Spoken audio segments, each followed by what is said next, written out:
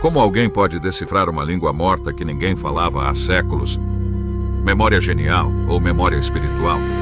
E se a ciência não tivesse todas as respostas?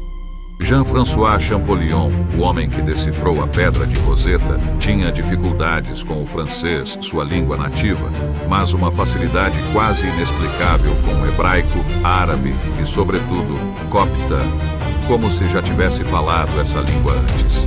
Para a ciência, ele era um gênio precoce, mas será que só isso explica?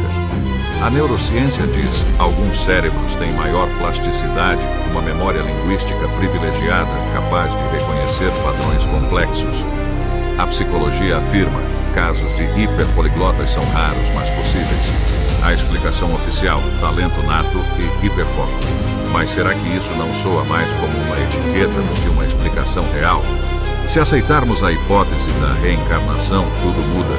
O que a ciência chama de talento, a espiritualidade chama de lembrança. Memórias impressas no espírito, emergindo em flashes seletivos. Não é coincidência que o copta fosse tão familiar a ele, como se estivesse simplesmente lembrando. Xenoglossia. O fenômeno de falar línguas nunca aprendidas já foi registrado em várias partes do mundo. Coincidência ou evidência? A ciência rebate: não existe prova de vidas passadas. A espiritualidade responde: a ausência de prova não é prova de ausência. Afinal, como explicar a seletividade desses dons? Como alguém pode lutar com o idioma do presente e, ao mesmo tempo, recordar um idioma morto? Estamos diante de um talento humano ou diante de uma memória da alma? No fim, não importa se você acredita na ciência ou na reencarnação. O que importa é que casos como Champollion confrontam nossas certezas. Você vai aceitar a versão oficial sem questionar? Ou vai investigar, comparar, conectar os pontos por si mesmo? Lembre-se, ignorar a verdade não a faz desaparecer. Mozart compôs sua primeira sinfonia aos 5 anos. Tesla descrevia invenções complexas como se apenas as recordasse. Champollion lia hieróglifos antes mesmo de entender o próprio francês. Coincidência? Ou lembranças de mentes que já estiveram aqui antes? Por décadas, a ciência zombou da ideia de reencarnação. Mas o Dr. Ian Stevenson, da Universidade da Virgínia, catalogou mais de 2.500 casos de crianças que lembravam vidas anteriores, com detalhes confirmados. Jim Tucker continuou o trabalho, e as evidências continuam se acumulando. Os antigos já falavam da memória da alma. Textos do Egito, da Índia e da Grécia descrevem a consciência como algo que sobrevive à morte. Hoje, a neurociência fala de campos de informação, memória quântica, ressonância mórfica, diferentes nomes para o mesmo mistério.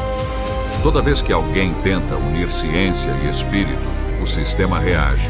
Chamam de pseudociência, heresia, loucura. Mas, ironicamente, muitas dessas loucuras se tornaram teorias aceitas décadas depois. E se a memória não fosse apenas biológica? E se nossas ideias, talentos e traumas fossem ecos de existências anteriores? Se isso for verdade, o controle do conhecimento não é apenas científico, é espiritual. E se a memória não fosse apenas biológica? E se nossas ideias, talentos e traumas fossem ecos de existências anteriores? Se isso for verdade, o controle do conhecimento não é apenas científico, é espiritual.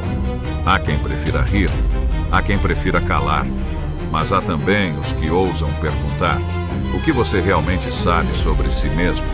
Quantas vezes você já viveu e o que ainda está por lembrar? Coincidência ou memória da alma? Se algo neste vídeo te fez pensar diferente, não guarde só para você. Escreva nos comentários o que mais te intrigou. É assim que o algoritmo se move. E se quiser continuar desafiando o óbvio, o botão de inscrever-se é a tua passagem de volta. Porque o que vem a seguir vai te surpreender ainda mais.